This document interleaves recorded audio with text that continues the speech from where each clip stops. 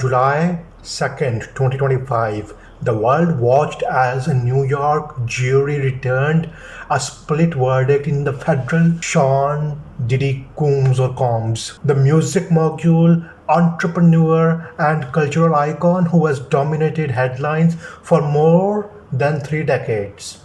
This wasn't about a new album, a high profile business deal, or a red carpet controversy. This time, it was about sex trafficking, racketeering, and the potential collapse of a $1 billion empire of this man. The case marked one of the most high profile celebrity trials since Harvey Weinstein, sparking fierce debate about power, consent, and accountability in the entertainment industry. But to understand the situation, how Sean Combs got here, we need to rewind. Be sure to become a member of my Patreon page for just $5, and for just $5 and you will gain early access to my videos, which you can watch ad free, and also gain access to my scripts and other benefits listed there. Click the link in the description below. Born Sean John Combs on November 4, 1969 in Harlem, New York, Diddy was always larger than life. Raised in Mount Vernon after his father's murder, which happened when he was just 2, Combs cultivated an unstoppable work ethic. He interned at Uptown Records, quickly climbing the ranks before founding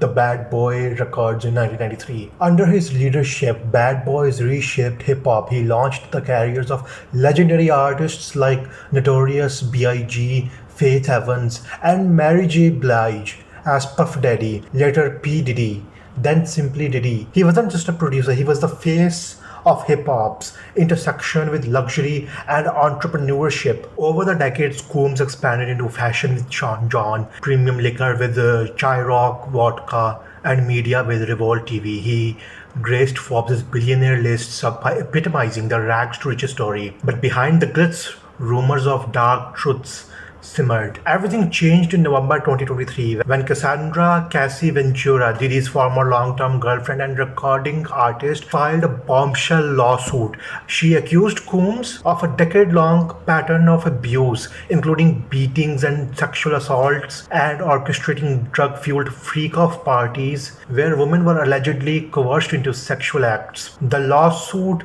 sent shockwaves through the industry, reigniting long-standing whispers about Combs' private life.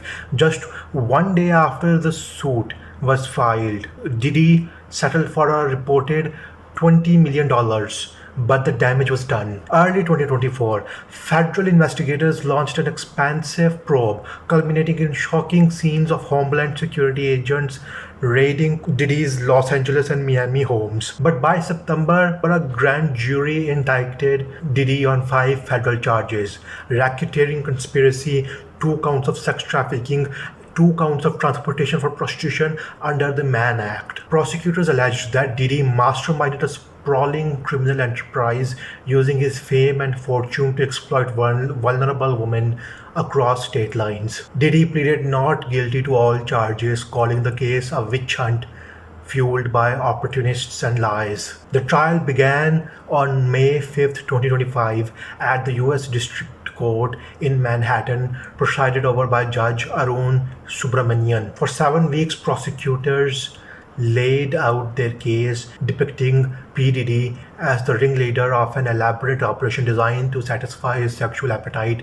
while maintaining an image of untouchable success. Among 34 witnesses were Cassie Ventura, who recounted years of physical and psychological abuse, including an infamous 2016 incident captured on hotel security cameras, where Diddy assaulted her in a Los Angeles hallway. A woman known only as Jane Doe 3, who allegedly was trafficked across state lines and coerced into sex acts at Diddy's parties, often under the influence of drugs. Former bodyguards and staff describing secret recruitment processes for women, alleged hush payments, and even incidents of arson and kidnapping to intimidate accusers. Yikes. Prosecutors introduced chilling evidence, texts, videos, financial records, painting a picture of Combs' entertainment empire as a facade for abuse, but the defense fought back hard. Combs' high-powered legal team argued the parties were consensual, part of a consensual adult swinger lifestyle. The women were willing participants,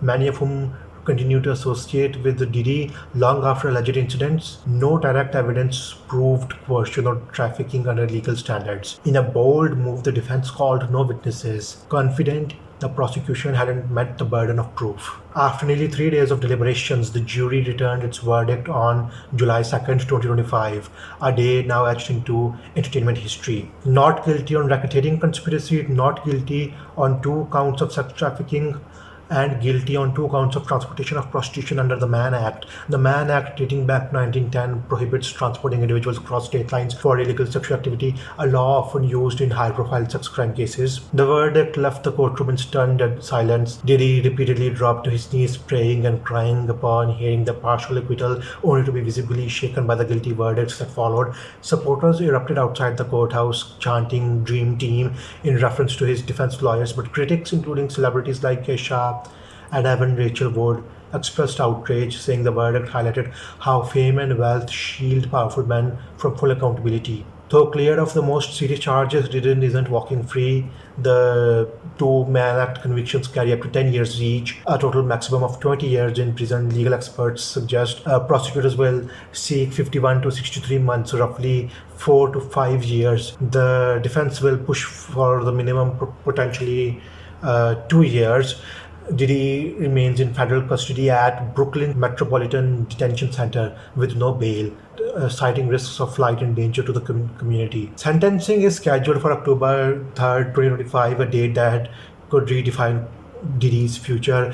Meanwhile, the fallout continues. His net worth, once approaching $1 billion, has reportedly plummeted to around $400 million amid business exits and sponsor pullouts. Major partners, including Diageo Chirac, have sabotaged. Civil lawsuits continue, including from other women stepping forward. The Diddy trial underscores a growing reckoning within the entertainment world, where power, money, and celebrity can no longer guarantee impunity. While the verdict wasn't an outright conviction across the board, it sent a clear message. Even icons like Sean Diddy Coombs can face the weight of the law. For now, we wait.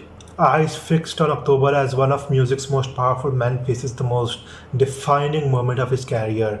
Be sure to become a member of my Patreon page for just $5, and you will gain early access to my videos, which you can watch ad-free, and also gain access to my scripts and other benefits listed there. Click the link in the description below.